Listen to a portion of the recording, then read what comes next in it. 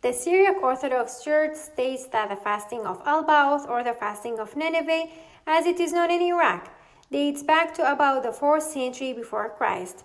This is inferred from poems and hymns of Saint Ephraim the Syriac, who lived during the 3rd century AD.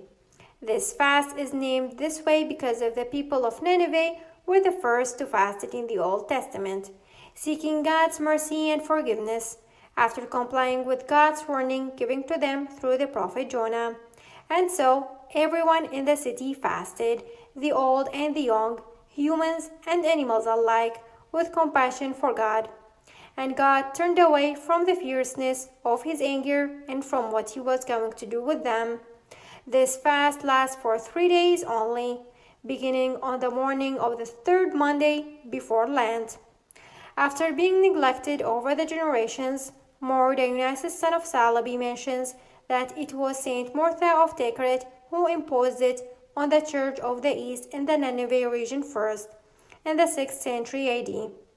More Bar Hebrius tells us, according to others, that this fasting was brought back to the Church due to the hardships faced by the Church, leading its people to fast for 3 days and 3 nights, continuing in a prayer in fulfillment of the commandment given to them by their bishop, and God saved them from the spread of the pandemic.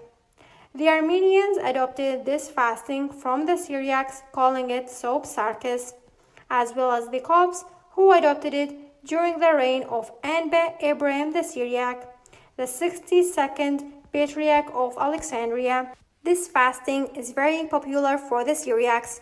Some believers abstain from food and drinks for all 3 days, after which they take the Holy Eucharist, and breaking their fast on the 3rd day by eating the fasting food until Thursday morning, after the divine liturgy of the feast of Saint Severius of Antioch.